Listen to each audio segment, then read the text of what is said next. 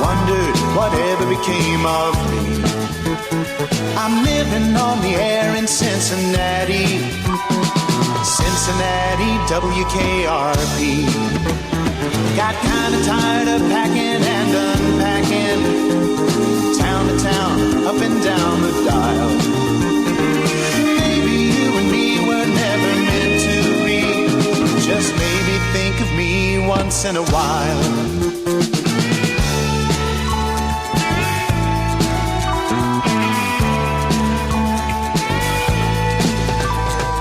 Heading up that highway, leaving you behind.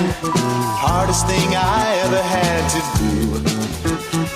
Broke my heart in two, but baby, pay no mind. The price for finding me was losing you. Memories help me hide my lonesome feeling. From Studio C, two guys who ask, wonder what they're doing in T-Town right now. Not this. It's South Alabama's #1 podcast, Drive Time with DJ and KJ. Good Wednesday morning, hump day, the best day of your life. And welcome to Drive Time, the best worst show on the book. Good morning, Donald Thompson. Booker's in. Good morning to you. Sherry Weaver, good morning. Donna Mansell, good morning. Hot Rod's in. Good morning, sir. Rusty Miller, get those Tide Times out to you here shortly, Rusty. Good morning. Ms. Gail, good morning to you. Cody Fowler, good morning. I love that. Renee Johnson, good morning. Timmy Wiggins, good morning, sir. See, John Blair's in. Aaron Brown, good morning. Joshua Gibson, good morning. Starting to get up and move around a little bit this morning. Good morning, Ken Wood. Better grab your jacket or long sleeve if you hit the back door today. I'll tell you what, man. Feels good. And you know, I thought about it this morning when I stepped outside about 5 o'clock. I said, oh, that AC's been running out there in that studio since yesterday. Well, for the last 2 or 3 days, it was a little chilly in here when I walked in. Yeah. But, hey, that's fine. Feels good. Is that not a good way to start off the best. The show? I mean, the best. If you can't get happy or get a smile on your face at WKRP, I don't know what else to tell you. I mean, I really don't. You know, you hear people speak of binge watching. Yes. I could pile up on the couch and watch every episode nightly. Yes. WKRP. Yes. Good stuff. I agree with that. DJ does sound better.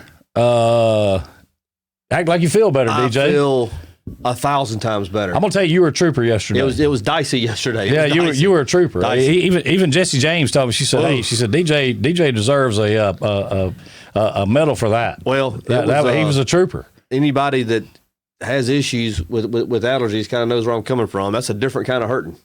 It is. So you see, I've got the chat back up going. I see that, and I figured it'd be fun to have that up there as a reminder of let everybody see who's up early enough to see all this. Yeah. Listen, Sherry Weaver, we love you, and you know we know you love us for you getting up this early. I promise you. But you also know if you need us to get up earlier to come and help you, we'll be there. Absolutely. So, and trust me, we know that about you too. So you don't worry about that. Ain't nothing but that Ridge Road love going on. How's that nasal heartbeat, DJ? It's gone away. It has subsided, I think is the word. Subsided. Yes.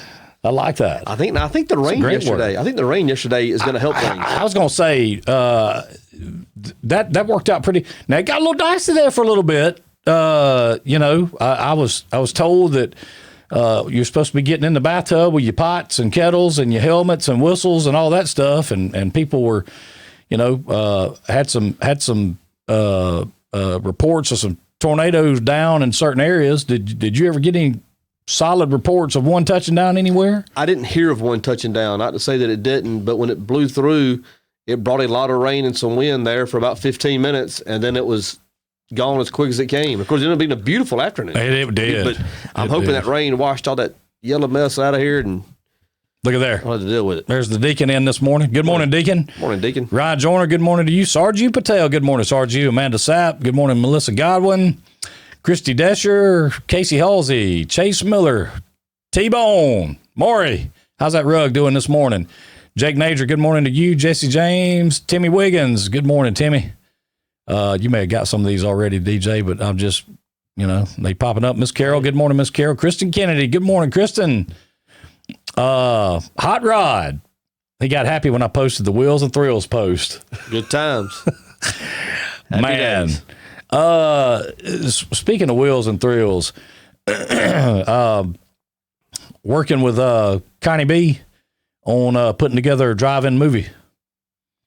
Of course, we'll all have to stay segregated, so to speak, in our cars. But that's not a problem, because when you come in, we're going to tell you, tune your FM radio dial to such and such frequency, and you'll be able to hear and all the words and sound, music and everything off of that through your car stereo. That'd be awesome. Yeah.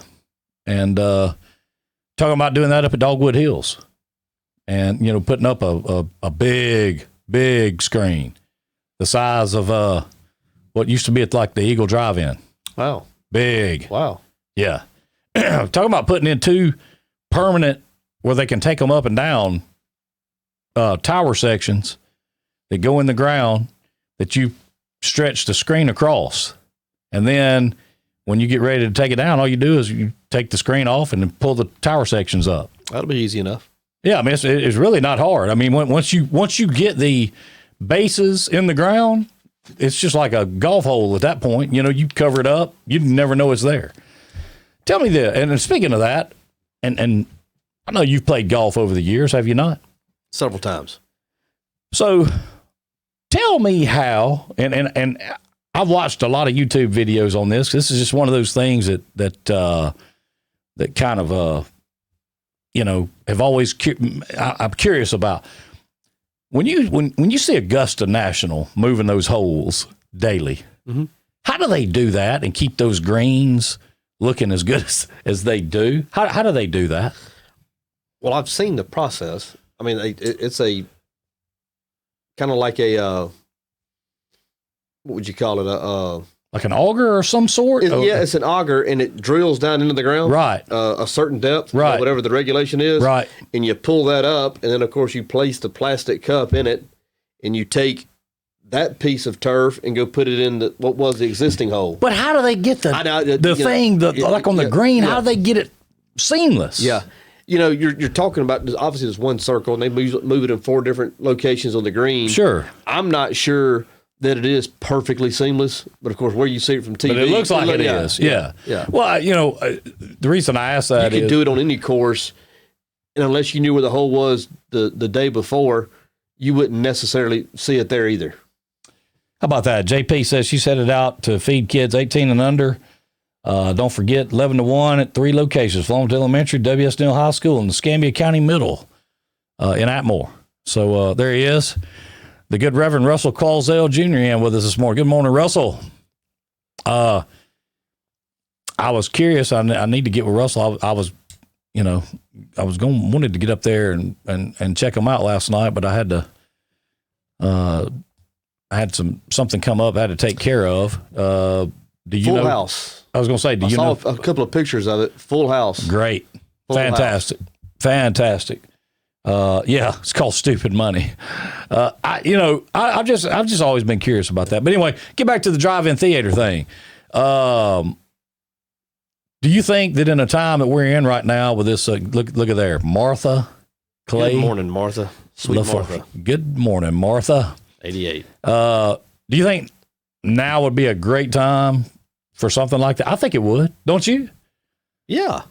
They could old school it. Have the food truck pulled up there, back in the back, like the old drive-in theater, and then we could put a couple people on skates to skate out. I don't know if you could skate out on that grass. That'd be tough. It'd be tough. But speaking of that, I thought about this the other day, and I want to ask you about it, see what your thoughts are. Once all this blows over, what do you think about, where the Market Park is? And again, I'm giving city money away here, and I'm good at doing that kind of thing. So, good morning, Kimberly Peoples. Misty Joyner, I'm gonna tell you something. That's a fine person right there, Misty. Oh, I love Misty. Oh man, I've known her as long as I can remember knowing anybody. And she can sing too. Oh, yeah. Yeah. So what would you think about, correct, Sarge. I agree with you. And that'd be kind of one of the things we'd have to make sure happened. What would you think about bringing in one of those portable skating rinks, if you will, at the market park down in front of that mural where Wheels and Thrills used to be, and setting up a skating rink, outdoor skating rink, like on a Saturday evening, and have where people could come and skate and all that kind of stuff, music, lights, food truck set up, the whole 9 yards. I think that'd be a big time, would it not? Is it doable? Oh, it's doable. I'm talking about a quality skating surface. Yes. Oh, yeah. I've looked into it. Okay. Yeah. It's just like I think it'd be if the skating surface was quality. I think it'd be a lot of fun. If it wasn't, I think it'd be a dud. It's just like those stages that you see that we use for the concerts, or you see that the people use for different things.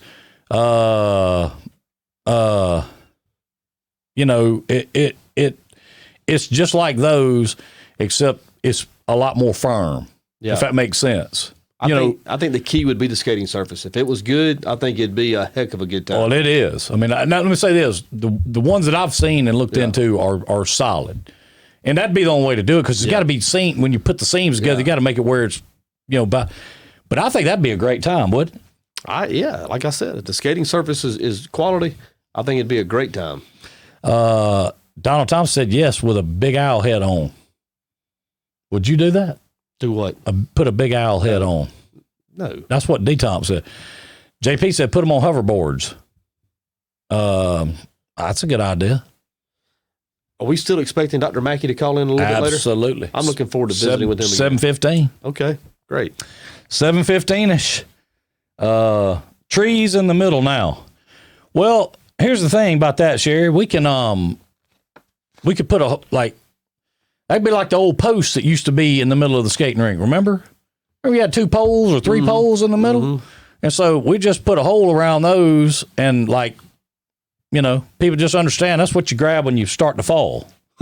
LaDon Simmons is going to be the referee, I'm assuming. Absolutely. I'd be between him and John. Hey, we could finally have that competition and let everybody see it to see whether or not LaDon or John is the best. Here you go. If you talk to either one of them, they'll both tell you they can outskate the other one. Well, there you go. LaDon's done that on like competitions and stuff. Yeah. I don't think John has. But I can tell you this: when John was about 8 or 9 years old, he could come and he'd jump you over you while you were skating and do a flip. Wow. Oh, he was bad. Yeah, he was real bad. So, let's see here. The limbo pole, Renee. Limbo pole would have to be much higher. That is no doubt about that. Would you even get in the competition? No. I wouldn't either. Absolutely not. I wouldn't either. I wouldn't even think about it. I wouldn't even want to think about it. We could show up these young folks because we had plenty of time. Yeah, we did have plenty of time to skate. Good morning, Lauren Wallace. Kevin Frazier, good morning to you. Christian Allen, good morning. Let's see. Jamie Lambeth, good morning to you as well. Freddie Whitfield. Little Freddie. Good morning, Fred. Good morning, Freddie.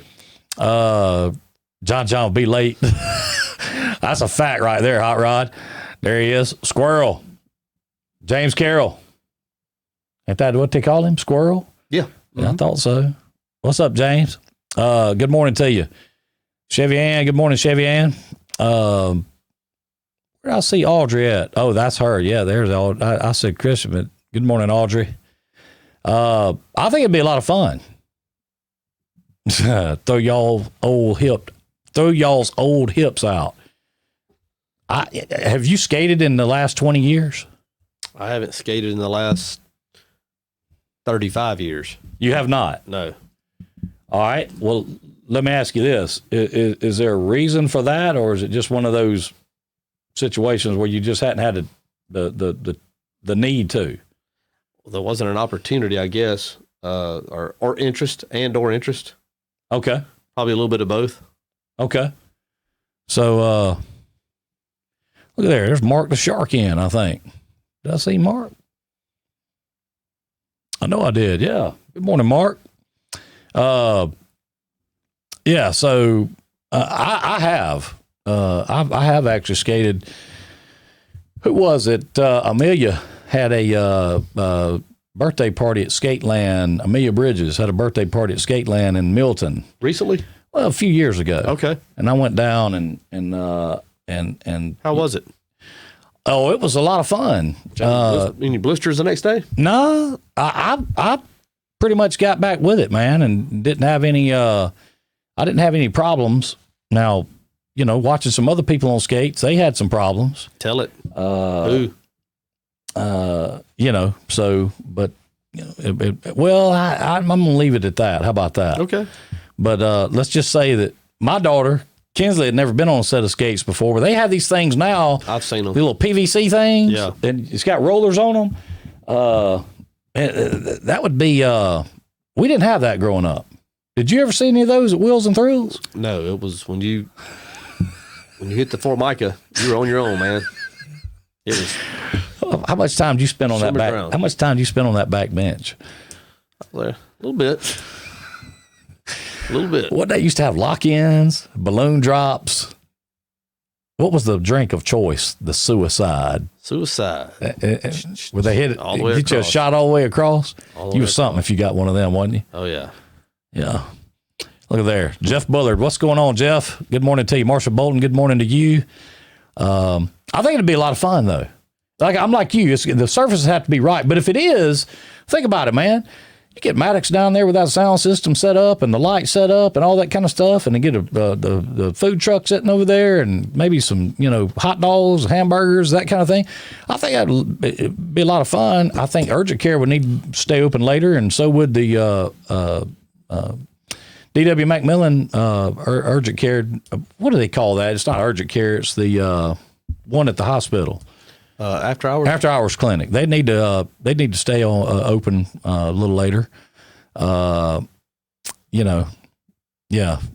Kinsley don't like that kind of stuff. She'd rather be on like a scooter.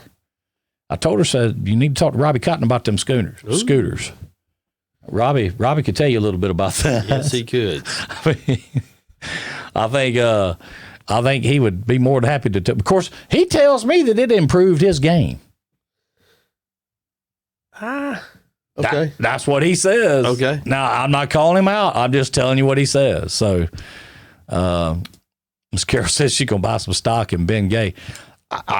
Hey, listen, I don't have a problem getting on some skates. I don't actually own a pair of skates anymore. I had to get the rental skates. So let me tell you, have you seen all this stuff about the Tiger Man? And I have. I don't know anything about. I mean, I know what it is. I haven't watched any of it, and I don't know the subplots to any of it. Well, I tried to watch some of it last night, the first episode, and it was I couldn't hardly get through it. I mean, I just didn't. I don't know if I just didn't find it interesting or what have you. I don't know what the allure to the thing is. I'm not real sure. I just don't know what people. I mean, and maybe I'm not seeing what people are seeing, but anybody's name who is Joe Exotic, I'm kind of turned off immediately. I mean, you know what I'm saying? I mean, I just mean, man, I didn't know Mark the Shark's getting over carpal tunnel surgery, headed back to work as soon as all this craziness is over. Well, man, get well, Mark. Yeah, good luck with that, Mark. Yeah. I had no idea. The Tiger King has taken over. I mean, I don't think you'd be able to sit and watch it either, DJ. Knowing you like I do, I don't think it would be something that you would be interested in. It hasn't been anything that I have shown an interest in at this point, so I don't foresee myself watching it anytime soon. Yeah, Booker says the same thing. I'm telling you, but it is just. I mean, I just don't get it.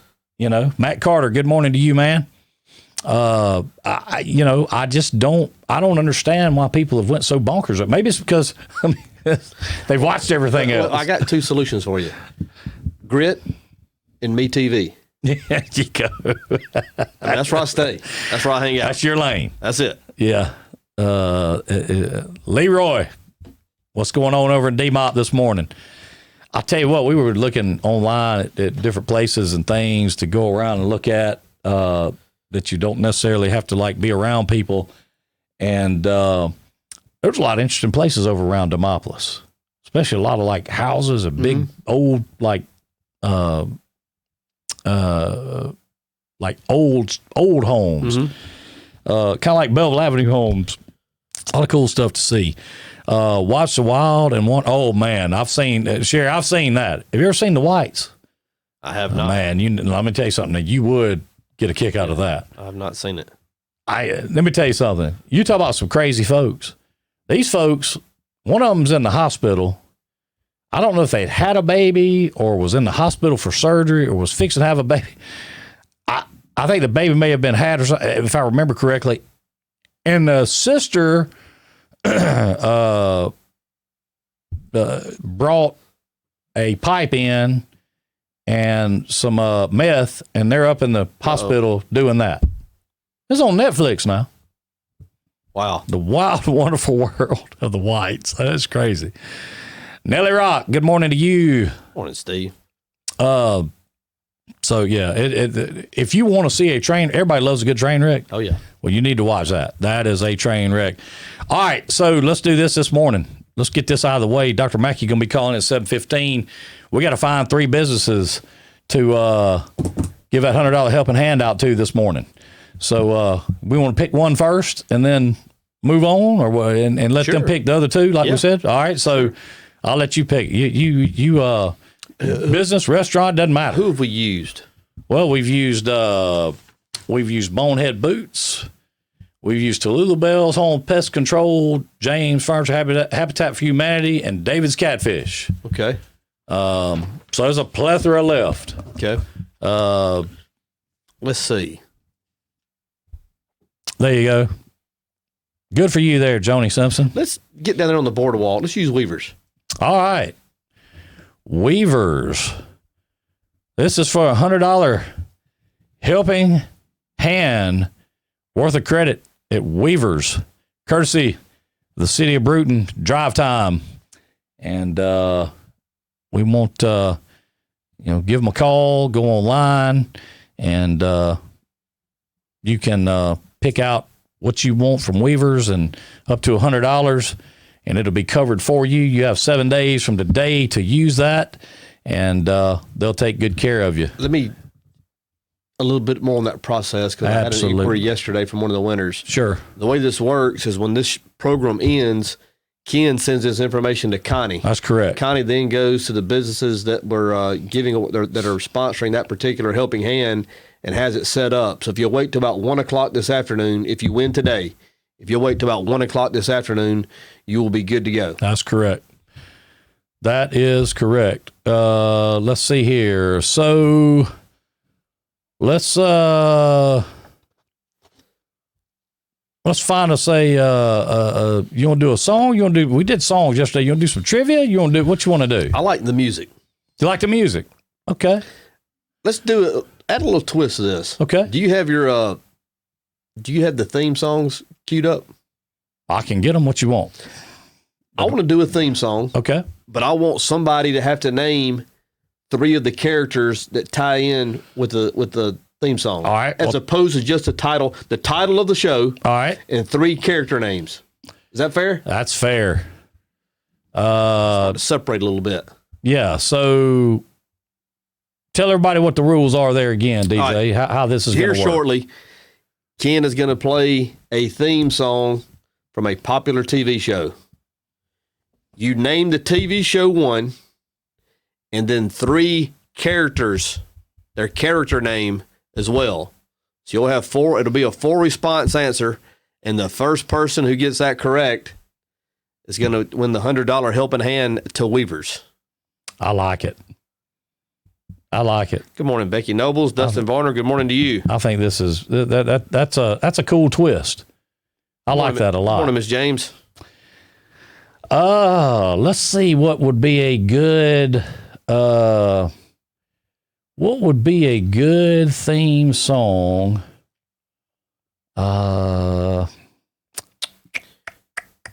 Morning, Sandy Townsend. Tracy Patterson. Good morning, Tracy. See you shortly. Good morning, Chris Clayton. Sandy Townsend's in. Good morning to you. Naomi Lindsay. Good morning. Let's see here. $100 helping hand to Weavers on the boardwalk. Let's see. What would be a good one that people aren't just going to automatically jump on? And you said 3 characters from the show. Yep. Now, the character names or the real life names? No, the character names. The character names. Okay. The character I like names. that. The name of the show. Name of the show. And 3 characters. Are you ready? Yes. Okay, let me make sure I'm ready. Okay, are you ready? And we're looking for the first correct answer on our screen. That is correct. Here we go.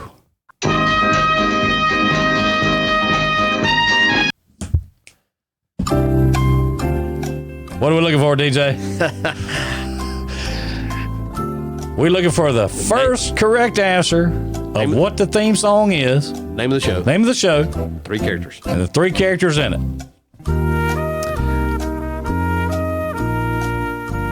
Good morning, Mother. Good morning, Naomi Lindsay.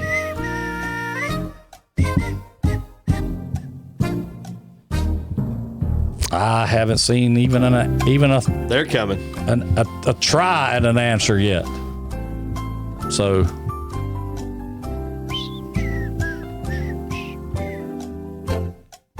oh, there you go. I think Leroy Jordan, winner, There it is. winner, chicken dinner. Leroy doing it again. How about I'll tell you that? what, that's How about that? do it, Leroy. Love Boat, Captain Steven, Doc, and Julie, Comes on every Sunday, We TV. your cruise director. OG was right by Sherry Weaver, right behind him. I can't believe we can go with Isaac. Yeah. Russell said MASH. But Sherry Weaver's right behind him. She said Lifeboat, Love Boat. Close enough. Oh, yeah. Gopher. That was Julie, good. Captain Steven, yeah. Splash it. Lee throws Splash it. Said throw it back in the He pot. said throw it back in the pot. So we're going to throw it back in the pot. Love boat. We're going to do it again. We'll do it again. And we're going to try to find one that here, let me do this. Let's see. That was good. Yeah. I like the little twist you put on that right there. That was good. A little harder to Google that stuff up, isn't it? Captain Stubing. Tell you what, he yeah. took that Pacific Princess clear sailing. I wonder if the Corona's been on that boat. Probably not the one we're thinking about. Maybe. Yeah. That was fun. Yeah, let's see if we can find us another. Oh man, this might be that might be a tough one right there. Yeah, I'm sure it probably would be. I tell you what, let's see who can get this. Here we go. All right. Are you ready? Oh yeah. Name the song or name the TV show and 3 characters. You ready?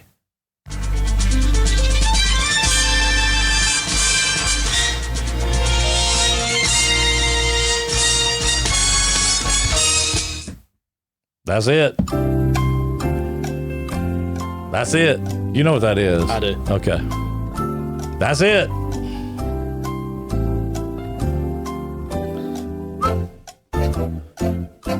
Good morning, Melissa. There's Kevin Holmes. Good morning, Kevin Holmes. Melissa McMillan. Good morning, Melissa. Mimi, I have your dish in my car from the brownies. I've had it for quite some time. I'll see you at Rigby soon. Chris Clayton said chips. Good answer.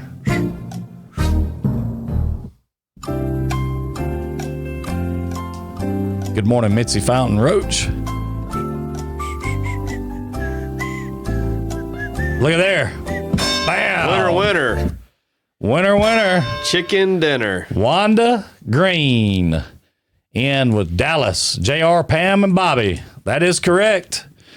Miss Wanda Green has won a Helping Hand $100 credit down at Weaver's on the boardwalk here in Bruton. After 1 o'clock today, you should be good to go. That's right. Give them a call, get online, Facebook, round them up and tell them what's going on, and they'll know what you're there for, and they'll know who you are. Not there, but they'll know what you're calling about or online about, and they'll take good care of you. So let's do one more, but let's let the viewing audience tell us what business. All right, so we're looking for a business, Bruton area business. We're going to take the majority rules again. Bruton area business to use for this next $100 helping hand. So let's make it happen. Russell, Mr. Randy Watson. Yes. Give us a local business, local area, Bruton area business, where we can get this thing going. There's plenty of them to pick from. I'll tell you what. I'm going to find another song. Let's see here. Brenda Faze. D. Thompson with Brenda Faze. Just Do.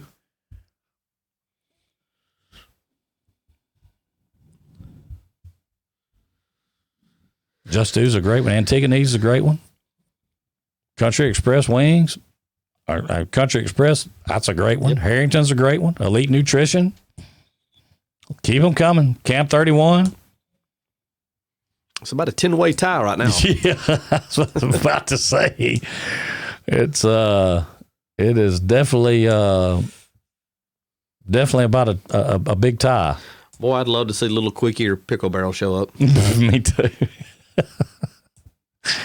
Oh, Best Burger. Tractor Supply. There you go.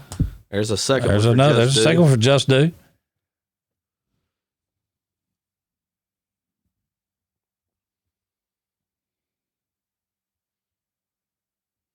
Main Event. There you go.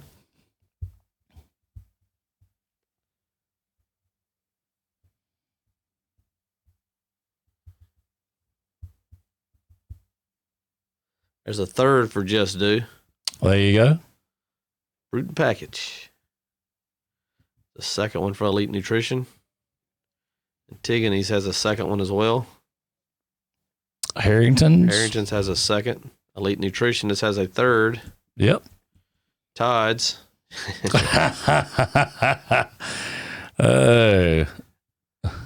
Harrington's. Maury needs some flowers.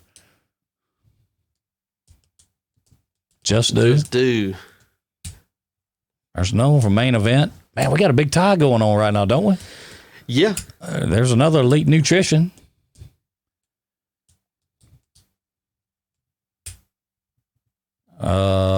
It's a 3-horse race right now. Yeah, what is it? Elite Nutrition? Just Do and Harrington's. Just Do and Harrington's, yeah. Keep them coming. Keep them coming. Anyone? Bueller? There's another Just Do. All right, there's Just Do again. Thanks, Cody. There you go. Just Do. There's another Bruton Package. There's another Just Do. There's another Harrington's. I mean, it's got to be between Harrington's and Just Do right now, doesn't it? Yeah, I think so. Morning, Raj. Good morning, Raj. Good morning, Debbie Booker. All right. T-Bone said Harrington's again. Christina Jones, good morning to you. Melissa Goblin said Bruton Package. Bruton Package is coming on in there. Harrington. Sherry Weaver said, then go with Harrington's. Yeah, I think it might be Harrington's. Yeah, there's Harrington's. I mean, all right, we're going to cut it right there, and then we'll have another one after Dr. Mackey gets through. Okay. Same rules, or what are we doing, DJ? I like that, but if you want to, No, that's fine with listen. me. I mean, I'm great. I'm fantastic. As long as you are. Oh yeah. I just want to make sure. Okay, same rules. So you got to name the TV show and 3 characters. Is everybody ready? Are you ready? This helping hand is for Harrington's. Harrington's Flowers, the florist. Harrington's, the florist. Let me take that back. It's a $100 helping hand credit at Harrington's.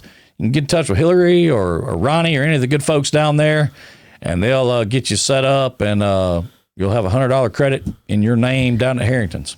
If you choose something to be delivered, request Michael English as your delivery guy. Absolutely. Absolutely. Good morning, Tracy Miller. Okay. You ready? Here we go.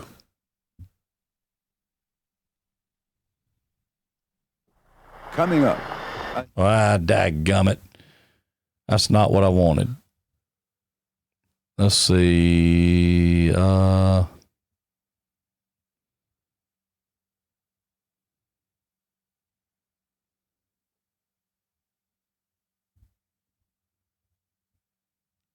we go. Okay, here we go.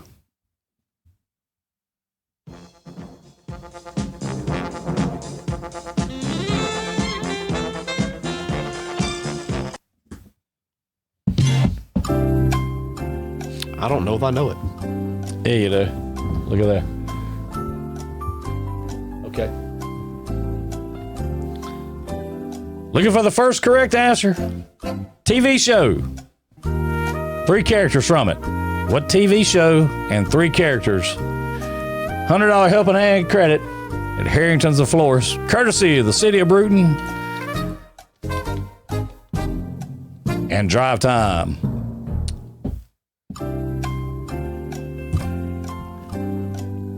That's a tough one right here. Yeah.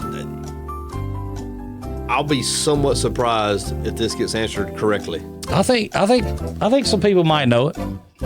Ross said Love Boat. No, sir. No. John Blair said Young and the Restless. Good answers. Something brown. That'd be your hair. That'd be that rug there, Maury. Good morning, Zandria.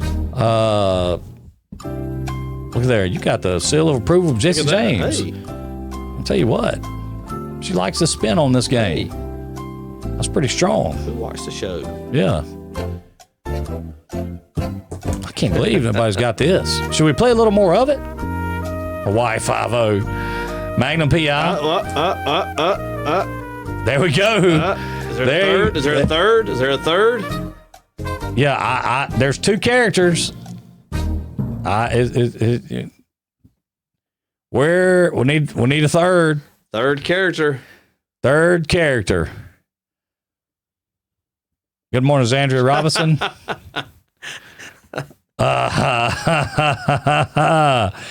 Leroy said Falcon Crest. That's old school right there now. Falcon Crest.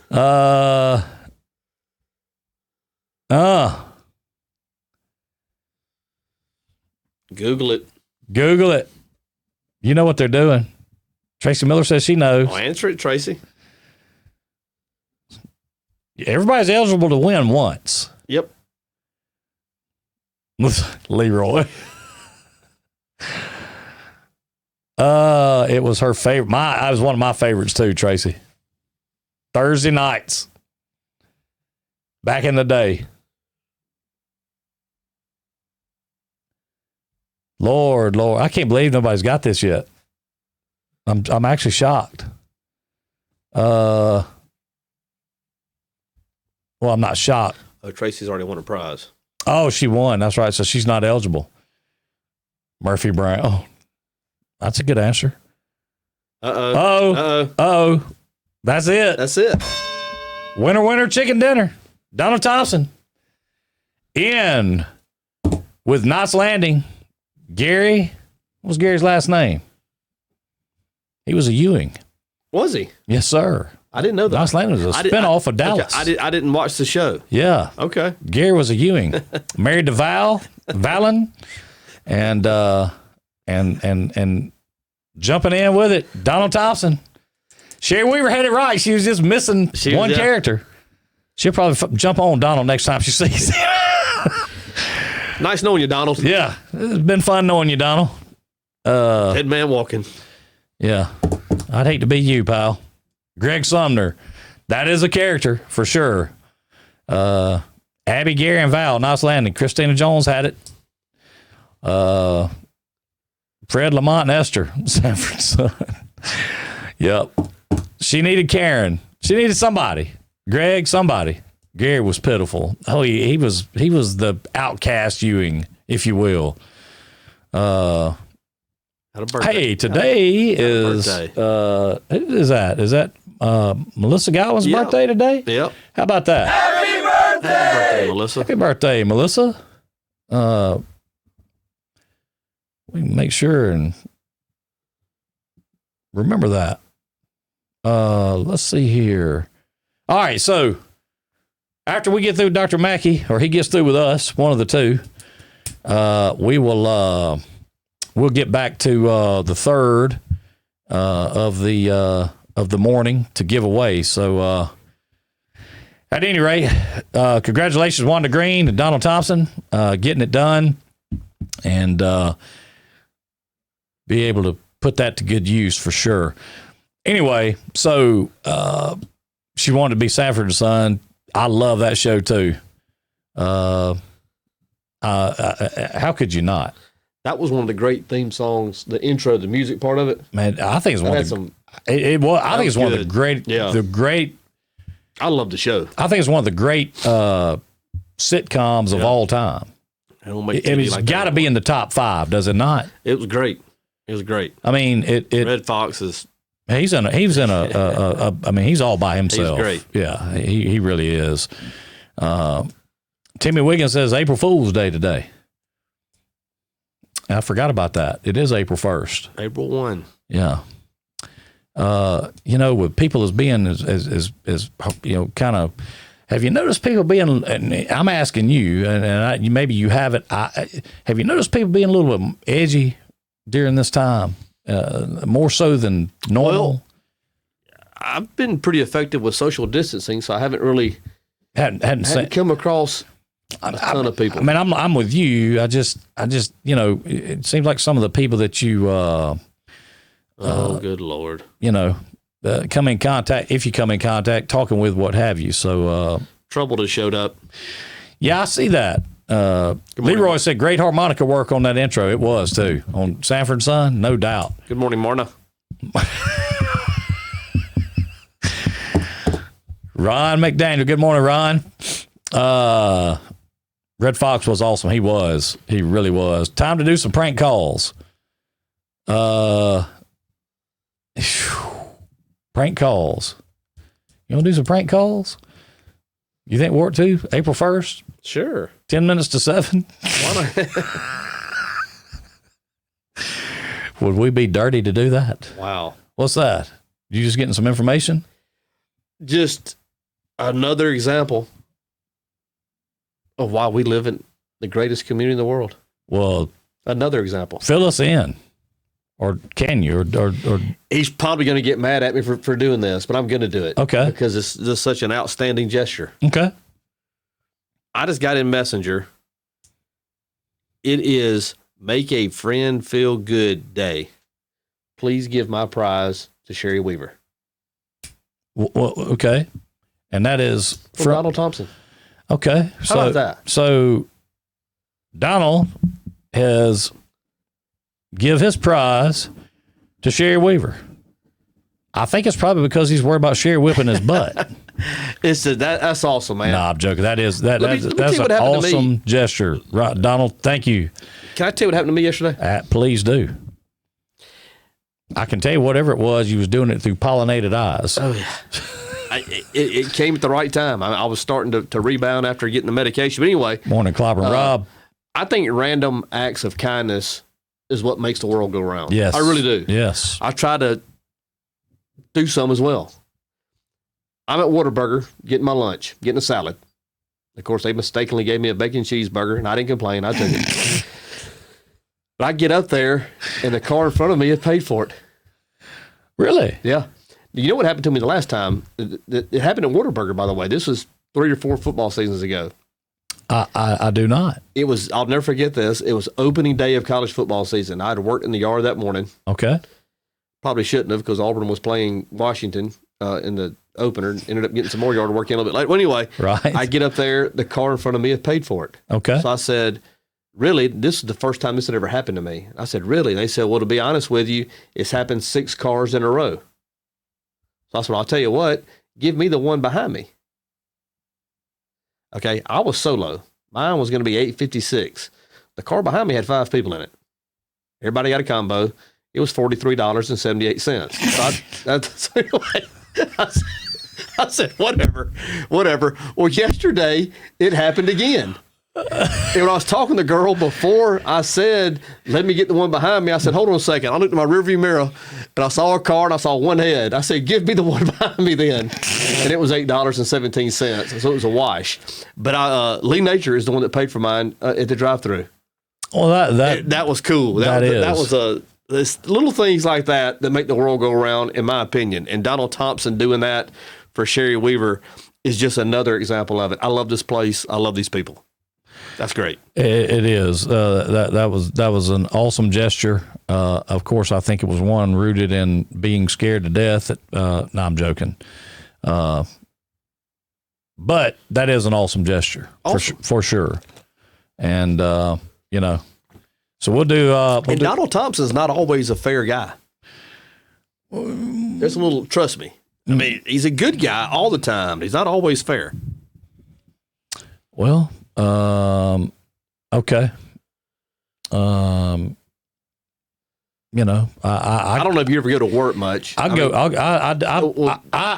look at it from afar. I'm a stealth fighter. I jump in only from time to time. Last time I did, I got a bottle of Heinz 57 ketchup dumped on me. Well, Ron McDaniel comes in there with his reign of terror. That was him. That was the one who did it. Okay. Well, he does, he has free reign in there. I post a picture of a cupcake and I get crucified. But that was nice of him to do that for Sherry. That's you get crucified by Ron McDaniel? No. By Donald. Donald's he is somehow attained the room official, and he just doesn't. It's not completely fair. So he's regulating in work. Yes. So that's how it is. Yes. Okay. Jesse James is talking about a Easter egg hunt going on now that people are drawing and putting up in windows. Good morning, Graham. I wonder if any of them are golden. I'd pay attention.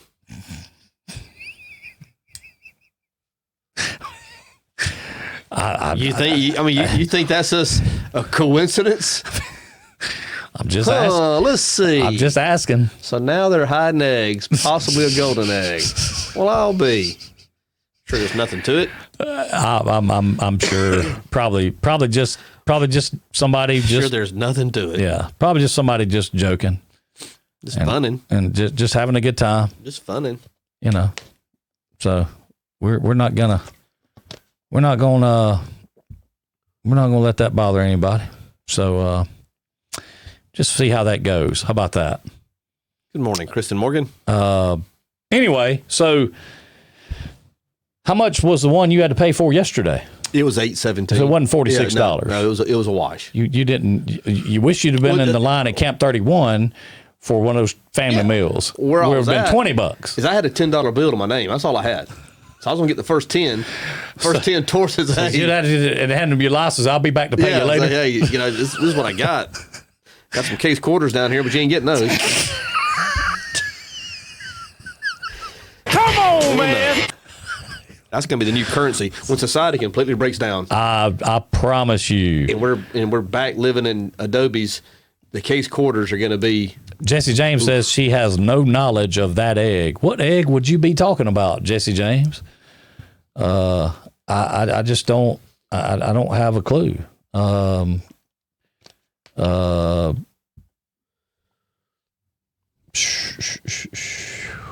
let's see here.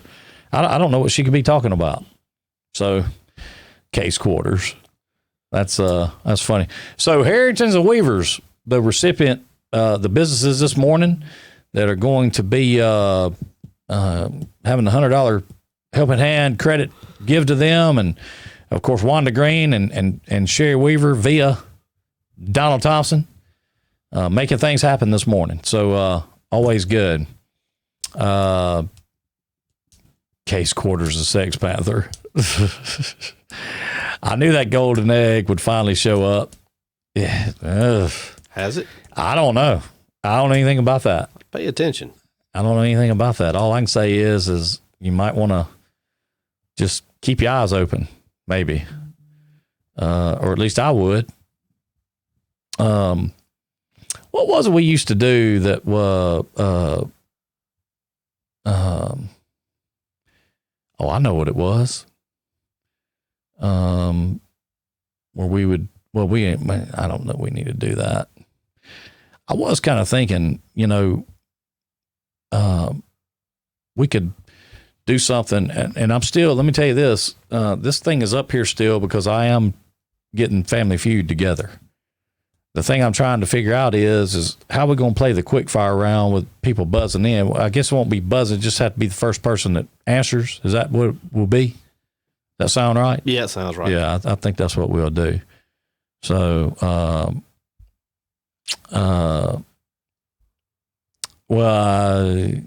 yeah. Well, if y'all included him in it, I'm sure he probably did. So I saw somebody, I think Donna Mansell said it was David Peace's birthday today as well. I think that's right. April 1st. I think that's right. Yeah. Don't go creeping around folks' yard looking in their windows for an egg. I don't think you got to worry about that. Yeah, please do post the info after the show. That way we don't have to. There's Miss McKenzie. Good morning, Miss Diane. Tara Hardy, good morning to you. Tina Fannin, good morning, Tina. Edie Kelly, good morning to you. That'll be fun. Easter egg hunt. Online, digitally. That should be a lot of fun. How about that? I've also been thinking about doing the whole Price is Right thing too.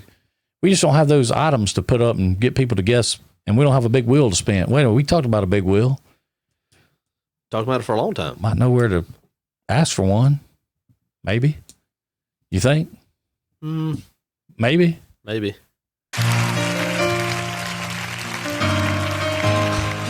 What are we doing, Ken? Listen, can we get you one morning to, while that song is playing, do like you did back in the late 80s and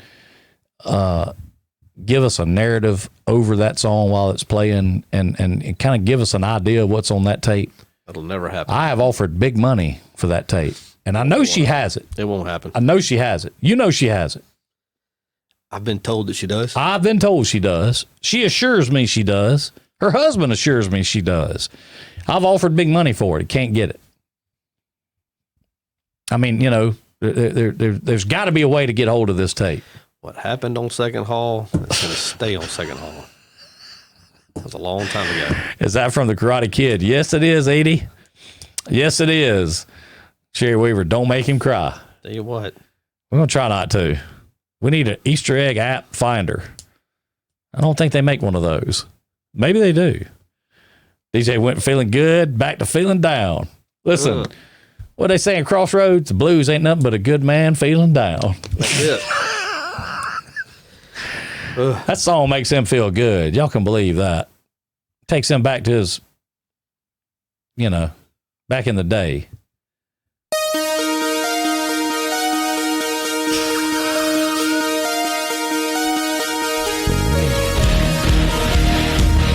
That'll make you feel better, won't it? A little change of pace there. Yeah. Yeah. Next skate will be reverse skate only. Forever doesn't always mean forever. I'll just leave it at that. Hashtag. Good morning, Melanie Lindsay. Ashley and Nate Sheffield, good morning to you. Yeah, forever doesn't mean forever. Amen. Amen.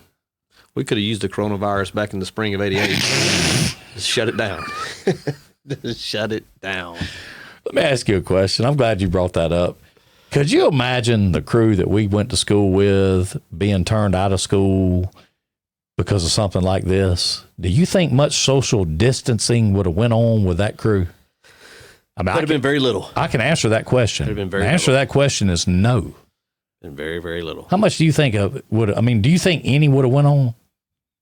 What? Say it again? Do you think any social distancing would have went on with that crew? I don't think any would have. I don't think you could have run everybody off from Edgewood. Been there during the day and the trails at night. It's been a big loop. I mean, it's just what It would have been a quarantine of sorts. It'd have been 50 people per camp, but they wouldn't have bothered anybody. No. You know, Jesse James says that she's seen photographic evidence that the tape exists. Look, now let me say this. I'm not saying you're wrong, but I'm saying this.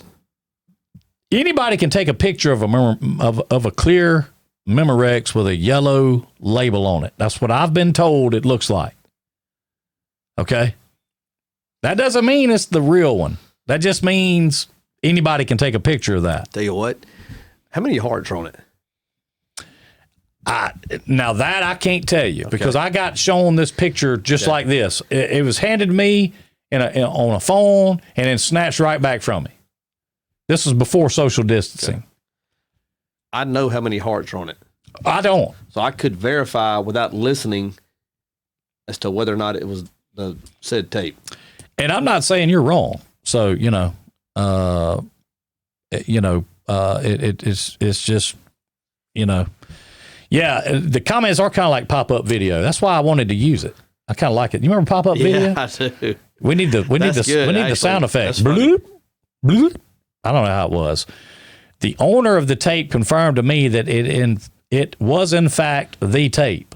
Well, DJ, you just heard him. He said until he hears the number of hearts on the label, he will not say yes or no that it is. Am I correct in saying that? On side A. Yeah, on side A. Not B, side A. Did you take the tabs out of the top where it couldn't be recorded over again? Did you bust the tabs out of the tape? Remember the tapes had the little squares in the top? You busted the tabs out, you couldn't record over it again. No, I didn't know that. Oh, yeah. I didn't know that. Yeah. I didn't know that. I bet you she did. What you want to bet? I bet she's got 12 copies of it. Mm. Now, let's be honest.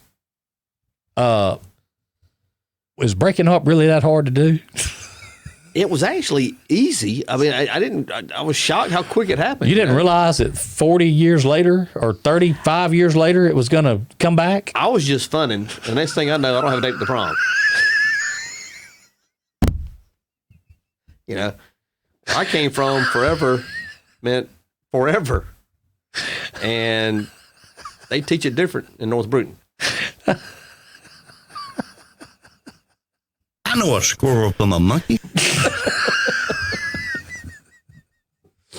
Teach it different. Oh man, that was oh man, I was this close to being the guy who had to roll the carpet out at the prom. I don't want to bring anything up that's going to put you in a somber mood, so I'm not going at this from that standpoint. But playing that clip just then, you told me that one of the things that really helped you out a month or two back was Big Kenny asking you, what did you say he said? Is that he came, I'm going to tell you something. You told me, let me say this. You told me the timing couldn't have been any better. It couldn't have been better. And I don't mind sharing this now. And I'm not trying to bring I'm certainly not. When my dad passed, we had the wake at the Methodist Church, and that was a long evening.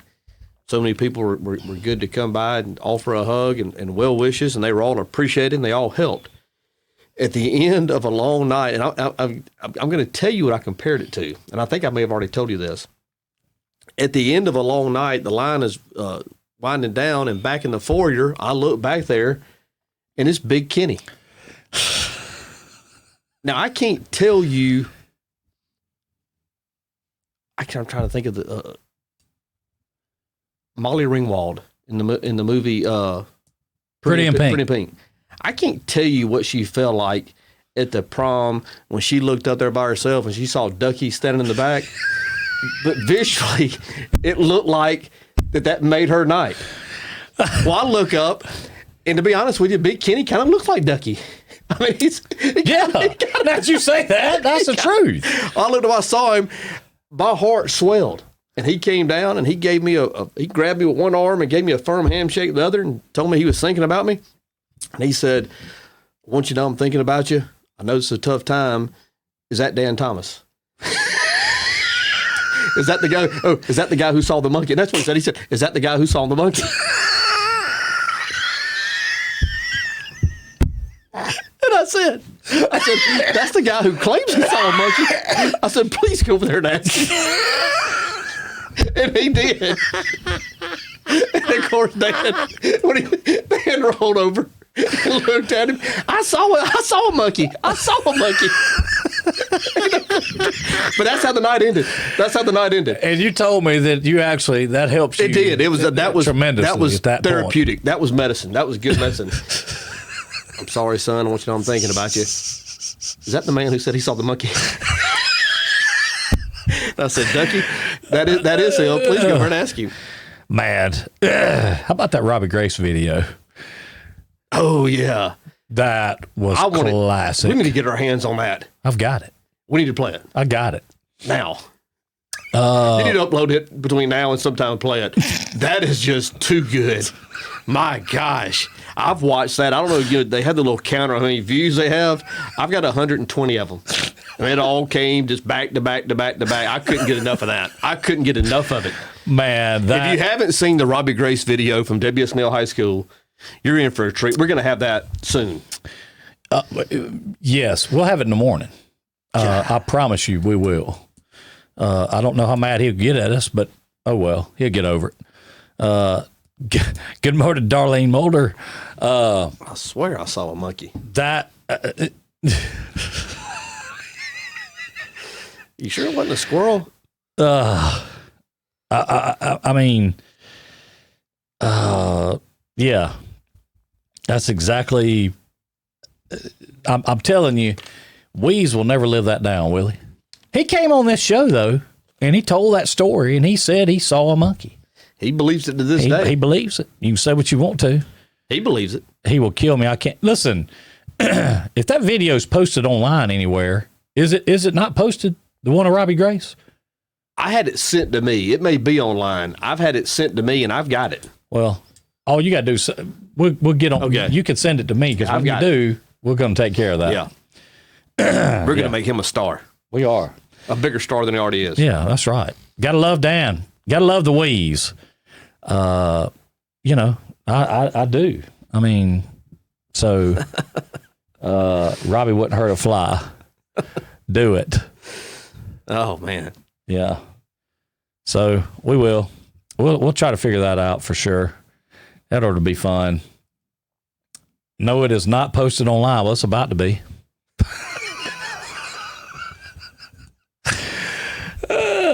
Something. It is about to be. Robbie wouldn't hurt a fly. Do it. Lisa Tyndall said it. So, okay, y'all heard it first. We're going to absolutely do that. We should be about 5 minutes away from Dr. Mackey calling in and getting us squared away on what's going on with where we are with the school closings for the rest of the school year, and what we've had some good questions that came in. So I'm going to ask some questions of Dr. Mackey that any questions you would like you'd like us to ask Dr. Mackey. Put them in the comments, and we'll make sure to get those asked. And Circle of Trust. Tracy Steele said, Circle of Trust, DJ. Circle of Trust. Yeah. Heather Godwin, late, but I'm here. Good morning to you. Good morning, Heather. Jesse James says she has no part in this. Well, it's okay. You can refer back to this video and tell him, I didn't do this. They did. We're subject to do that kind of thing anyway, right? Absolutely. Yeah. So I've been working on where we can have up here some cameras that are posted up different places to show what's going on in different areas. Live cams. That'd be good. Yeah, we're going to put some of them up here in the next few days and let people see what's going on in different places. I think it'd be fun to do. Yeah. Preferably not in people's houses, but I have thought about that too. Wouldn't you think that'd be kind of good or funny to put some home cams up? And I don't know if that's legal, but hey, if you didn't put a password on it right, then that's not my fault. Hey. Yeah. So, Alicia Michelle, good morning to you. Let me ask you this. So, all of these crackhead cam, that's right, Sherry Weaver. All of these opinion things that are being put out on Facebook right now, these negative. Yep. I saw you did one in your the 10. I loved all 10 of them, as a matter of fact. But, what does that say exactly about our society as a whole? Let's see. I think Dr. Mackey is about to call. I'm pretty sure of that. So let's get this down. Let's see here. There went the circle of trust. That's right, Naomi Lindsay. It's gone. Out. You ain't got to worry about that anymore. That's out of here. So, anyway, any questions you guys have, y'all want us to ask Dr. Mackey, put them in the comments. About to have him on the phone, and we'll be able to get an idea of what's going on and what's happening. I know you feeling much better this morning. I'm going to let you do your thing because you do it a lot better than I do. But I do have some questions and things that have been brought up that people want me to ask. And Cody Fowler. Oh man, One coach. No, he actually, Dr. Mackey said it was the angry elf on the other side of the state. He alluded to that. He did. He didn't say it, but he did allude to it. And for those that don't know, that weren't on the program the last time we had Dr. Mackey, he is the state superintendent for the state of Alabama. Head honcho. So, we're looking forward to getting some information from him, get maybe some timelines, and how the state is trying to work through this in terms of finishing up the academic year. That's a fact. Good morning, Eric Bailey. Ron said he's going to clarify his stance on the angry elf and the virus, then hang up. I don't think so. I don't think so. I think he's going to. Yeah, I think he's going to, let us know what's going on in the big wide world of, the state of education as we know it. So there's Joe Beasley. Good morning to you. Paul Crumpton from across the big pond. Hope everything's going well as they can go, Paul, over there. Sarah Ward, good morning to you. Serena Terry, good morning. And here's Dr. Mackey. Good morning, Dr. Mackey. Let me get him queued up here. Good morning, Dr. Mackey. It's the right number. Morning. Yeah, yes, it's the right number for sure. It's the right number. Okay. Good. Can you guys hear me okay? Yes, sir. We can hear you fine. Okay. We can hear you fine. Good morning again. This is KJ here with Drive Time, and want to thank you for calling in this morning, Dr. Mackey, and helping to get some good information out there to the people. And we certainly have some questions for you. And I want to say good morning. I'm going to turn it over to DJ. Good morning, Dr. Mackey. Good morning. Just wanted to let you know up front, your Q rating is taking a hit as we speak for you calling in a second time, but we're glad that you did. Yeah, well, I've taken bigger hits in life, so it's okay. Dr. Mackey, of course, we watched the press conference last week with you and Governor Ivey and making the tough decision to suspend the rest of the academic year, through the spring until we can get our arms wrapped around this virus. And get a plan in place to make sure the kids can go to school safely. My question now is, since that has been done, what are some of the things the state is doing to make sure all the school systems are able to move forward and complete the academic requirements? Yeah, that's a good question, and it looks different in every part of the state. But what we've done, we wrote a four-page planning guide out that is a lot of check boxes, and because we wanted to do the work ahead of time. So we've been working on this, thinking this could come for about 3 weeks. And one of the things I told our staff was, we don't want our local folks, teachers, administrators, having to write paragraphs of what they're going to do. So go ahead and think through all the scenarios. Of course, we put together that task force, got input from them, and we said we want this to be as easy on our local folks as possible to get their plan together. Actually, we rolled that out on Friday morning. Last night, I approved the first ones that came in. I think I approved about a dozen plans last night. And so the districts are working through what that looks like. And in some places, it's some online learning mixed with sending some stuff home, mixed with giving kids credit for some courses they already had done such a vast majority of the work in and met all the most important standards. So they're just giving them credit for those courses and then focusing on the most important things.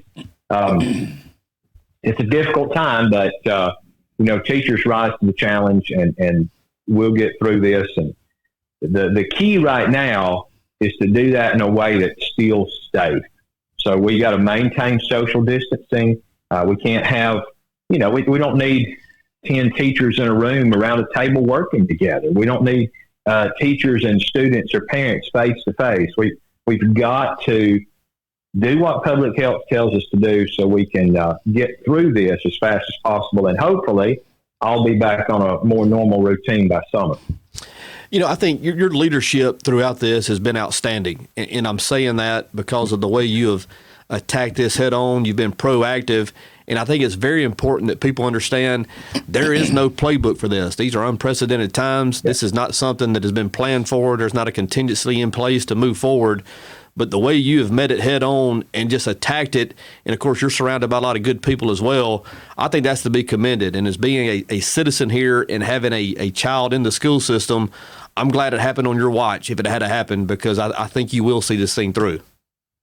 Yeah, well, I appreciate that. You just don't know how much I do, because it is tough. You're right. There is no playbook for this.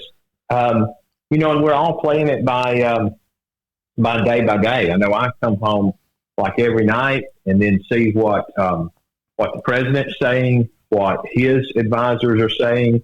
I got up this morning and listened to the latest stuff out of the president's task force and kind of what they're saying the curve's going to do. We've got good people in public health in Montgomery, and then we've got such good people on the ground in our schools. And they really do want to do what's best for the young people in our state. And, of course, number one is to keep them safe. We want to keep our children and youth protected, and that's really hard on them. I tell you, the educational component is tough, but one of the hardest things, and I have most of my boys are older. They're in their 20s and they've moved on, but I have one son still at home in high school, and this is really hard. He's missing the end of his sports season this year. He's missing all the things that teenagers want to be doing, hanging out with his friends at spring break. I mean, so many of his plans have gone astray, just like other people's. I can tell you that, his dad is not the hero of a lot of teenagers in his school right now, but, it's just part of what we have to do to keep our kids safe. Dr. Mackey, let me ask you a couple of questions. First one, our local Bruton City school system and Escambia County school system have been providing meals, different intervals during the week to students, and will that continue throughout the remainder of what would have been the school year, or is there any plan in place for that to change, or anything at all on that? So now they have some local discretion. I don't want you have to talk to them about how long they plan to continue it. But as far as the option, it's there. And in fact, we got some great news late yesterday. Late after regular business hours, we got another letter from U.S. Department of Agriculture saying that they are going to extend our waiver. So I go back just a little bit. I think last time I was on, I talked about how we could open those feeding sites and feed any child under 18 years or younger for free, no questions asked, if the school where the food was being prepared was considered a high poverty school. Well, we've got an extension now that we could do that at Mountain Brook schools. We can do it at any school. It does not have to be a high poverty school. And USDA says we can continue to feed all kids at any school. So that has really opened things up and given us a much better option to move some things around, because, we don't want to tire out just certain cafeteria workers in certain places. So hopefully going forward, we'll be able to think about how we might rotate some things around so everybody's not sharing, or everybody is sharing the burden and nobody's having to bear it all alone. So when you mention that's left up to I say left up, is that a decision based more so on the local school system than guidance from you guys at the state level, or is that something that you guys at the state level are saying, we want you to continue to do this, or do y'all have are y'all giving that directive, or are you just leaving that up to each individual school system? We're encouraging it. We want school systems to do that, but it's not a directive. So they can opt out of doing that if they want to. Obviously, as we get closer to the end of the school year, we're going to have some, it's going to be more and more difficult. And we have places where we do feeding options through the summer, every summer, but not at the level we're doing it now. And so most of them probably won't be able to continue at this rate of preparing meals and all through the summer, because they may not have the workforce to do it. But we're certainly encouraging folks to keep it up as long as they can. And we've had a few issues, none in the Bruton area, but in North Alabama, we actually had one of our servers to become infected with COVID-19. So obviously there, we had to be really careful about kind of shutting that site down and moving it to another place. Fortunately, she was the only one. Nobody else that was like volunteering or working at that site got infected. And that's because they were practicing, all the safety protocols, wearing gloves, being careful, staying away from each other, practicing all the good health things that people who prepare food do anyway. But we were fortunate there that we kind of missed what could have been a real bullet in that situation. Well, that's a good segue into the next question I have. If a teacher or a custodian or anybody on the faculty that works at a school, if someone in administration asks them to do something that goes against the social distancing guidelines or the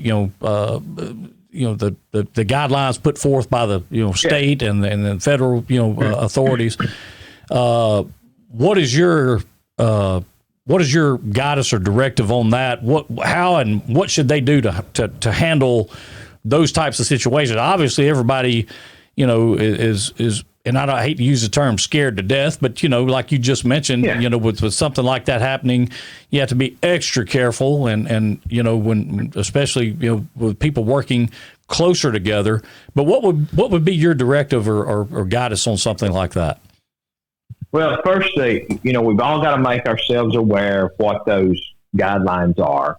And if a person feels like they've been asked to do something that they don't think is within the guidelines, they need to, first of all, safety is number one. Safety is number one. The safety of our students is number one. So don't put yourself and your students at risk.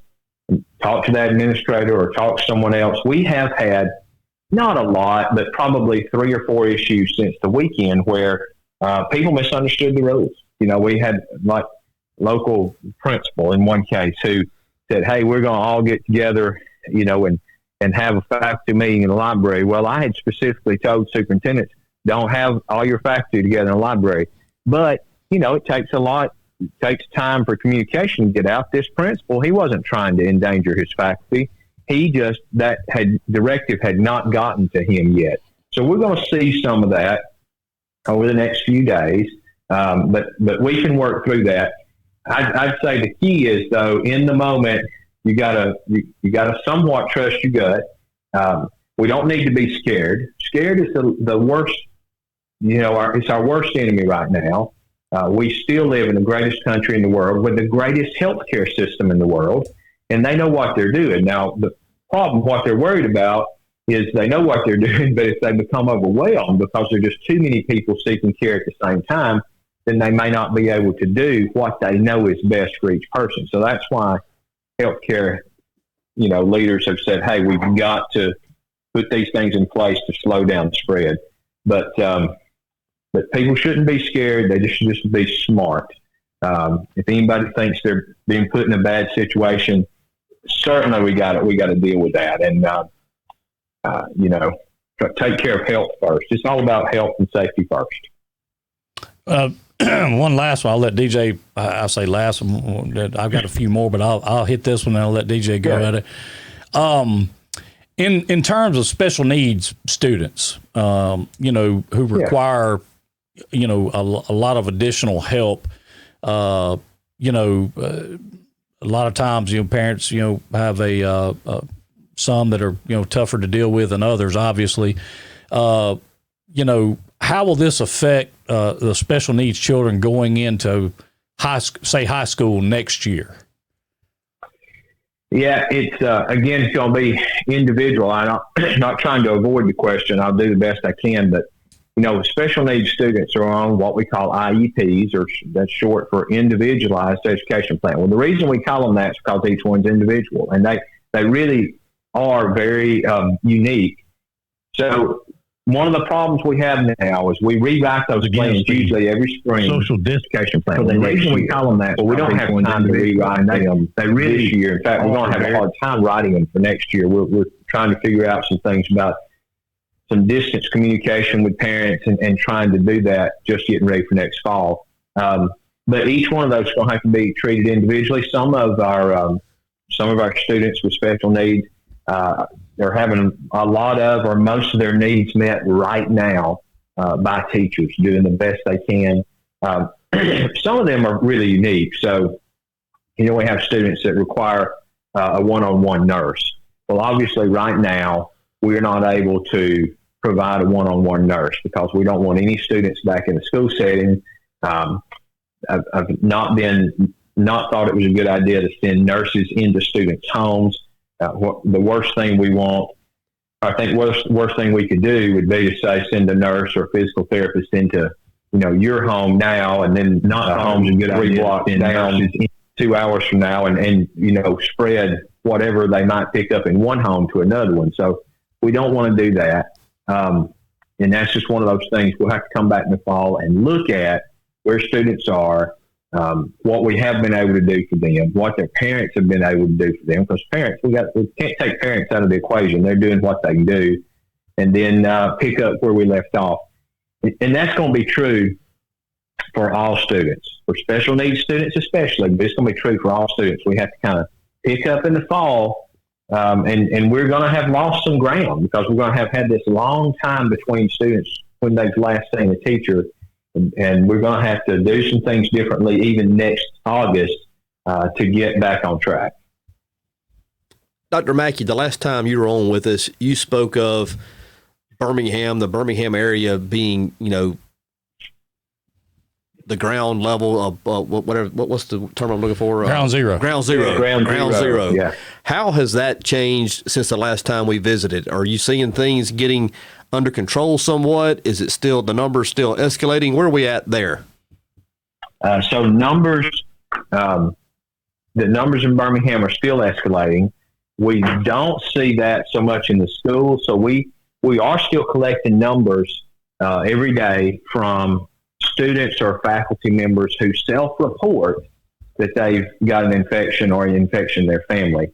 And that has actually dropped drastically since we've not been in school. So we're seeing almost no reports. I think yesterday and the day before we got no reports of students or family members infected. So that's a good thing. That there might still be some out there. Remember, we got over 720,000 kids, and some of them may not be reporting. But we feel like most people understand that it's really important to let the school know what's going on, and so most of them probably are self-reporting. But so we're seeing those numbers drop pretty dramatically. But overall, in the community, the numbers are still growing in that Birmingham metro area. I know they're still worried about the capacity there. Fortunately, there's a lot of great hospitals in Birmingham, and so they've got more capacity than many cities their size, but that could still be an issue. Lee County over in East Alabama, Auburn, Opelika area is also seeing a relatively large surge, and still some up around the Huntsville area too. That's an area. So those are our three areas where we're seeing the greatest surges right now.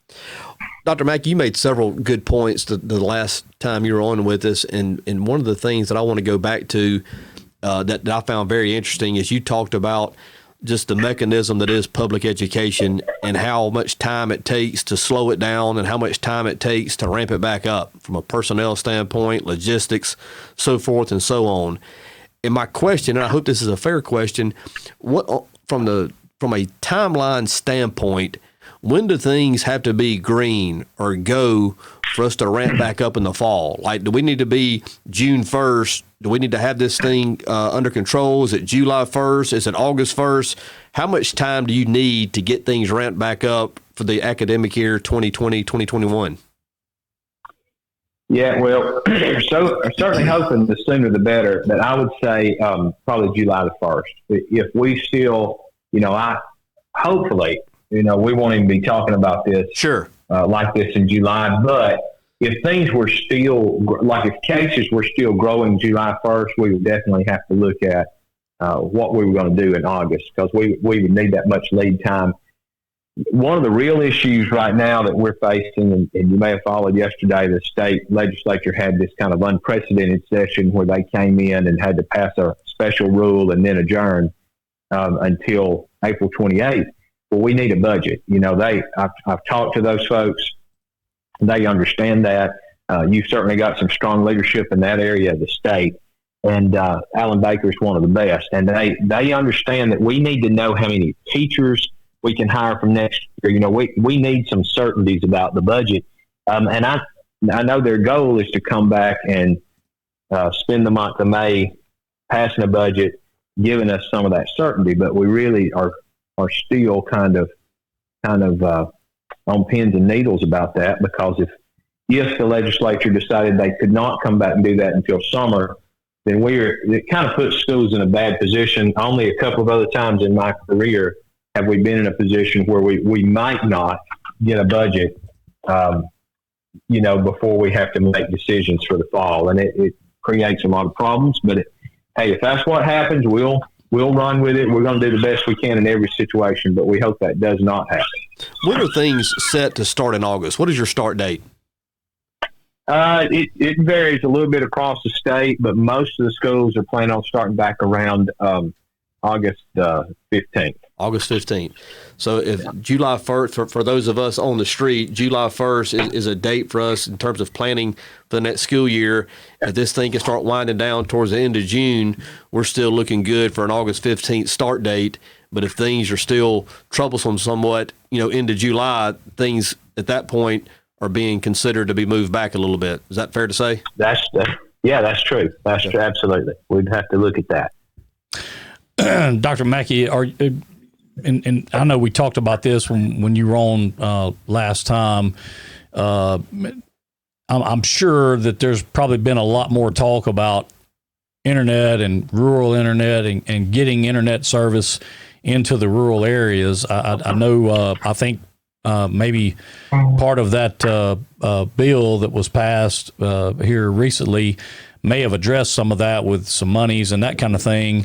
Do you, or can you talk a little bit about any planning or talks that y'all may have had about trying to make that happen and available to, all of the counties, rural, what have you, in the state of Alabama? Yeah, and that's actually one of the things I'm most excited about. So the bill that just passed the Congress, $2.2 trillion. Of that, Alabama's going to get, I don't know, it's about $550 million. And so there's about $211 million going to the colleges, and I'm not involved in that, obviously. About $216 million going to our K-12 schools, almost all of which is going to be divided up and sent directly to the schools based on poverty. So the more students they have in poverty, the more money they're going to get. And then there's this piece. There's some of that, about $21 million, that we get some discretion over at the state level, and then the governor gets about, I think, $49 million that she has a lot of discretion over. It has to be spent in education, but a lot of discretion. And we're having some deep discussions now about that. I know she is very committed to make sure that money is not wasted, that we spend it on investments that last for a long time. And what you're talking about is the key. So we want to come out of this on the other end with really thinking about what we need to be doing. So if this happened again, hopefully not a pandemic, but if something happened and we needed to move students to online learning, how could we quickly do that? And that means having a better kind of online schooling opportunity. There's some really good things out there, but not statewide. How would we build a statewide platform, if you will, for that? Build out all the coursework. How do we train all of our teachers in how to do that, and how to maybe shift from one side to the other in a big hurry? Because right now, teachers, they don't all know how to do that. Look, I'm trying to learn to do, so it's kind of an aside, but it's like it. We are trying to do conference calls, all these meetings now by conference calls, and everybody's got a different kind of a platform, and you have to learn where all the buttons are, and it's not easy learning all these new systems and ways of doing things. So teachers have to learn that too. And then the last piece of that is the most difficult, and that is how do we get internet, high-speed internet, to every child's home. But that's a problem that we Americans can solve, and we've got to solve it. And hopefully, if there's a silver lining to this cloud, it's that we come out on the other side and everybody says, yep, this is something we absolutely have to solve, and we can. And there's going to be some money to do it, I think.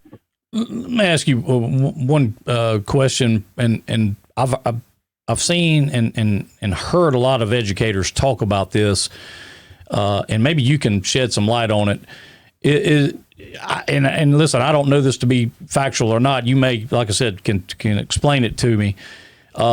Is it or is it not the true, or can a teacher or an educator not use their instructional money to buy hand sanitizer and wipes and things such as that? I've been told that by several educators, and I just wanted to ask that question. And if so, if that is the policy, do you see that policy changing due to what we've dealing with currently? Yeah, that's a good question. And so under the current rules, they probably cannot do that. It has to be spent on instructional supplies. So, we've had this question. I'm going to turn it to the other side. So can you buy food or not? Well, we've actually been able to say in the past, teachers can buy M&Ms with their instructional money if they're doing a math lesson that includes, fractions and counting ratios of green M&Ms to red M&Ms, but they can't buy M&Ms for food. So it gets very, questionable about are kids going to eat these M&Ms, or are they just going to fiddle with them, counting them, and you know how that is. You're not going to keep many kids from eating an M&M here. Sure. But so there are some ways they can buy it, but that's right. Just wholesale, that money's not meant for, say, Clorox wipes and those kind of things. So that's one of the things we're looking at, opening up and allowing teachers to have some more flexibility on that. Right now, that doesn't seem to be a big issue. It might be in some places, because most of that money's been spent for the year. Here we are at the end of the school year. Sure. And they're not in the classroom. And the biggest thing is we can't find those. So one of the biggest calls I'm getting now is from local folks looking for hand sanitizer and gloves, and they can't find them.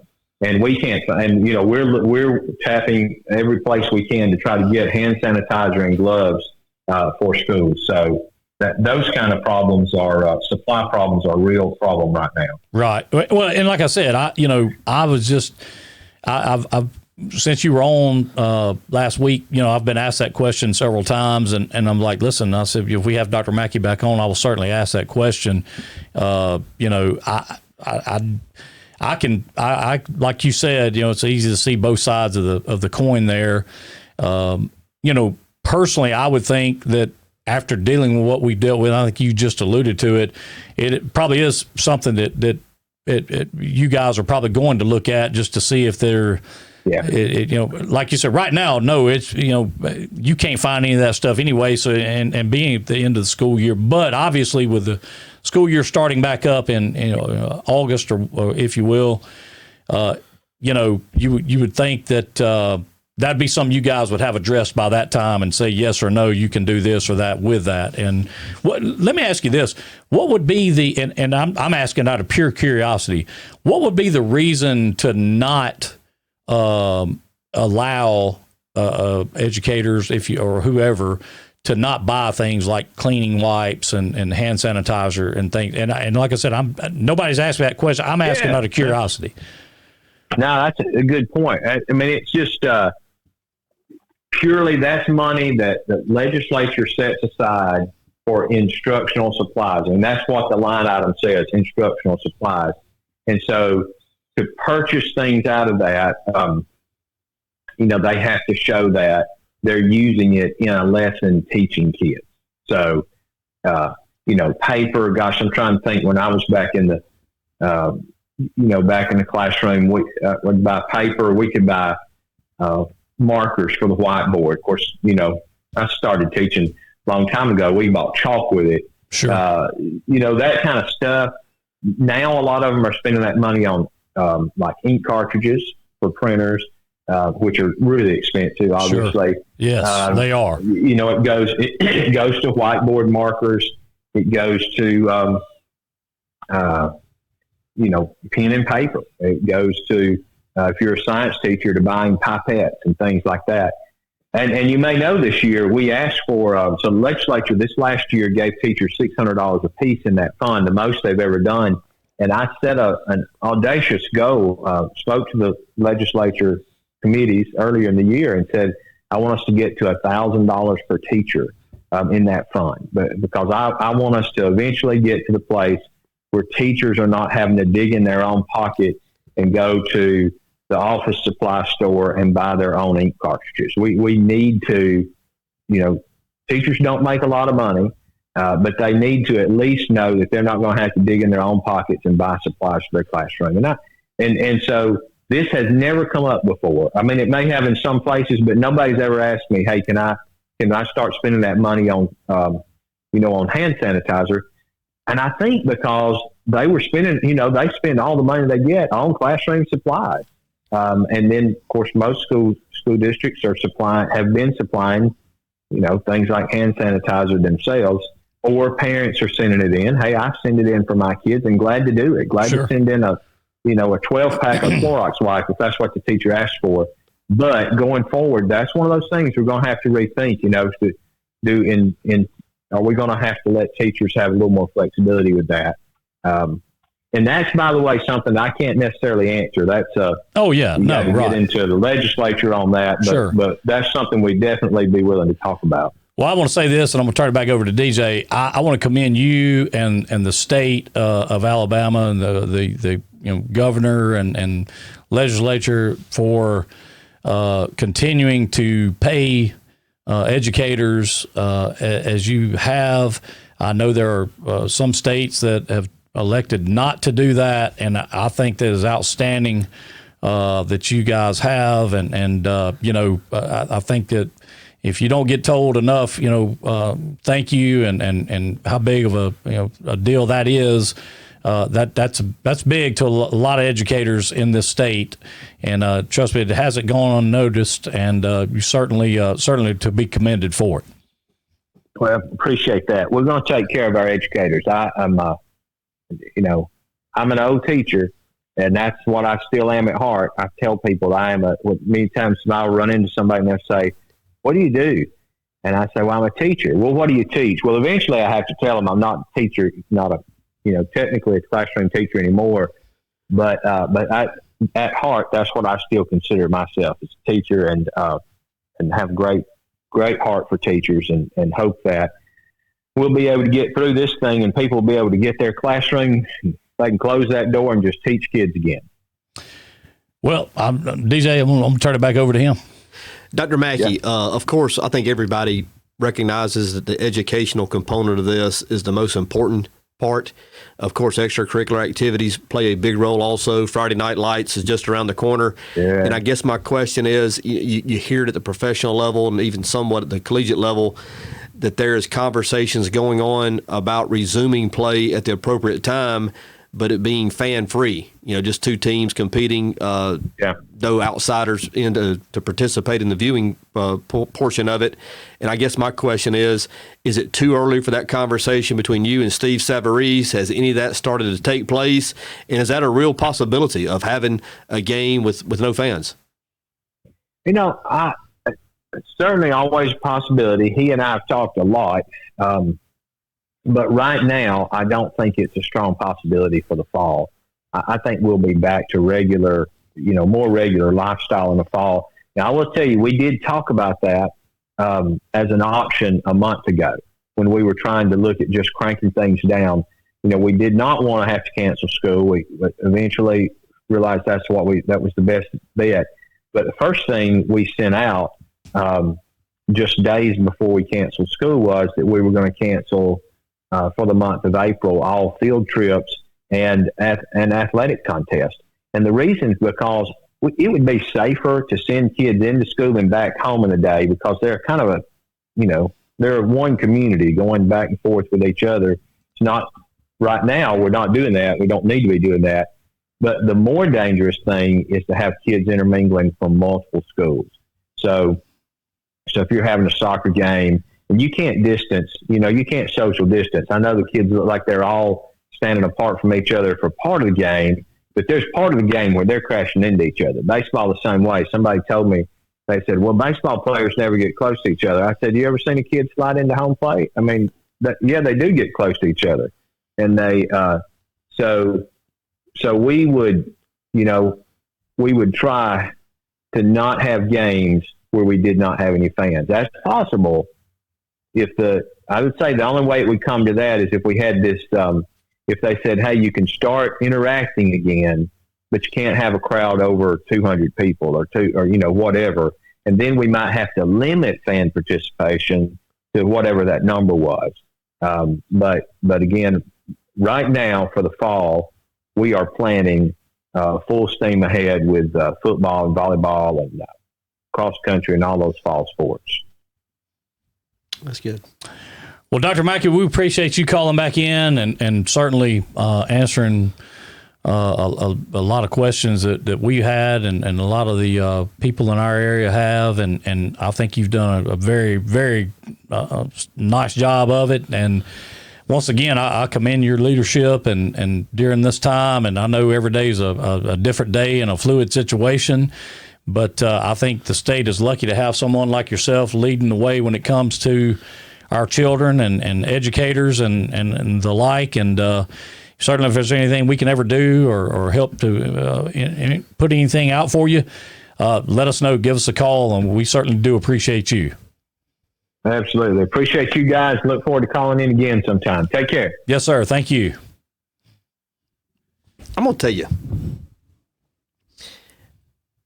there's a lot of things to respect about that man. I watched on his press conference with Governor Ivany and other state officials when they had the formal announcement of school closing.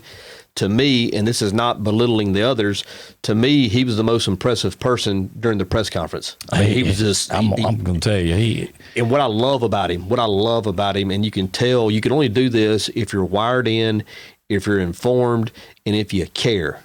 He calls in on this program with no list of questions, no list of topics. He just sits there and says, "Give it to me. Let's talk about it." And I appreciate that. I got a lot of respect for him. Me too. I'm going to tell you something, and I meant what I said. We are lucky in this state to have that kind of guy running our education system. Well, it gives you reassurance that even though there's still some tough days ahead, sure, we're going to be okay because that guy's driving the ship. That's right. And he's easy to rally to. You can tell just on the 2 phone conversations that he's had with us on this program, and I'm shocked that we actually got him, to be honest with you. But and we had Harvey Updike. I mean, but he galvanizes people.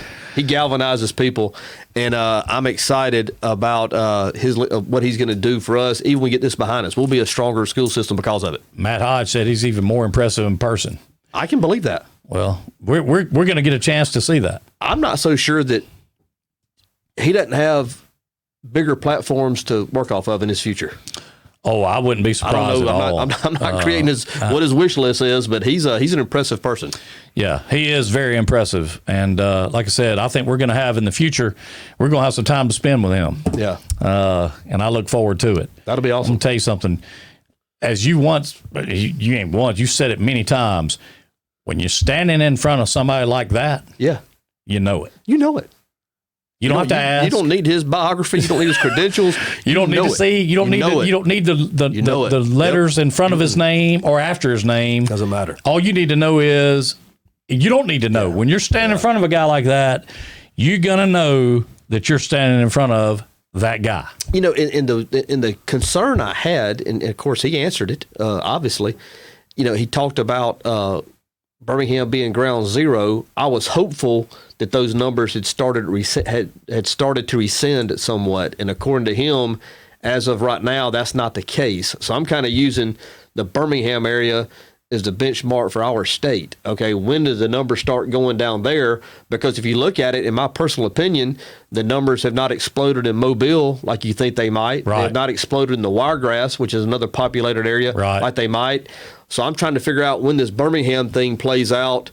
You could probably use that for Mobile and Dothan. Okay, they've got to escalate, then it'll play out.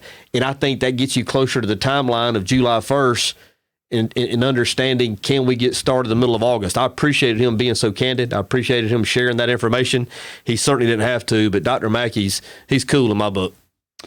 Yeah, he is. And I'll tell you, you know, what it is even more impressive is like you said, he doesn't he's not looking for a way to figure out how not to say what he's wanting to say. You know what I'm saying? Man. I mean, the you know, if you ask it, he's going to answer it. Yep. And if he can't, he's going to tell you, hey, listen, you know, this is where we're at, and this is what we're trying to do. And really, that's kind of all you can ask somebody. All you can ask. I mean, you know, you can't ask for anything else. So, we really do appreciate Dr. Mackey for calling in, and certainly once we get through all this, I'd like for him to sit right here. Yeah, I think he would. I think he would. I think he would. I mean, listen, if we get Coach Tuberville to sit here, I mean, I feel like we can get Dr. Mackey to come in. Hey, and you know, and Coach Tuberville will sit. He sat right here. He's going to be U.S. Senator. Mackey might too. Hey, that guy's impressive. He's impressive. He is impressive. He's impressive. And and for those of y'all that don't know that, Tubbs did sit right here. And he is probably going to be the next U.S. Senator from the state of Alabama. Yep. So I'm glad that we had him on. I'm a big fan of Dr. Mackey. I'm going to tell you, and I hate to keep going back to this, but let me tell you something. There are so many people in positions that have titles that don't handle it like that guy does. Well, and maybe that's the wrong way of saying it, but it's true. Well, here's something that you can't overlook this. Do you know what he's been able to use as a reference to work through this? Nothing. Yeah.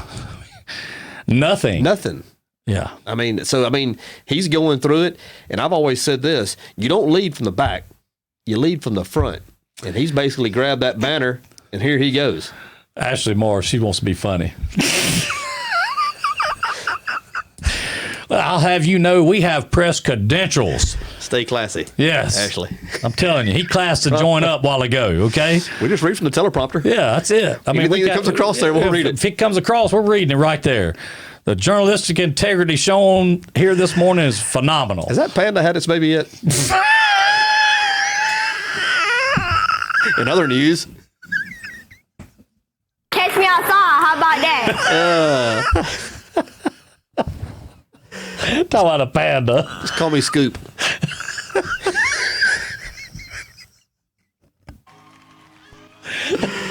I'll tell you what, man. It's been a fun morning. I know we forgot to give the third one helping hand away. We'll do that tomorrow. We'll do 4 tomorrow instead of 3. We'll do it tomorrow. And what better way than to go out on a song that, we got the what's up this morning, Yeah, didn't we? We asked did. Dr. Mackey what's up, and he gave it to us. He didn't back away from any of it. And I mean, in black and white. And he told us just like it was supposed to be. So, I can't think of a better song, feel good song to go out on. What you think? Hump day, best day of your life. The best day of your life. Coach Mike Sasser. Mike Sasser taught me that a long time ago. Hump day. Hump day, best day. If you of your don't life. remember it, Hump Day. Matt, I said I like that the man in charge of education of this great state knows Escambia County now. Well, he certainly does. He's been on the best worst show. He's been on the book twice. Listen, he's dealt with the 2 biggest idiots in Escambia County twice now in 2 weeks. You know how many times I've seen him on the local Channel 10? I haven't. Yeah, well, right. Let me tell you this. Saying. I'm just amazed that the guy can come on and do what he does. And He's good. not amazed at him, amazed at us. Yeah. Because neither one of those shows have derailed with that guy. And typically we aren't that kind of show. I don't do well when I'm putting time out. So Right. I try to. All right, DJ, we got to get out of here, man. Man, what a great day. Appreciate everybody being in with us. I want to especially thank Dr. Mackey for calling in, give us some good information, for caring about our kids, for caring about the school system. Just reiterate and reinforce once again, we will get through it. It's a process. Everybody hang in there. Trade local as you can. Be safe. Always be safe. If you have some time to waste tomorrow, get back in here with us again because we will do it one more time. Y'all have a great day. Love y'all.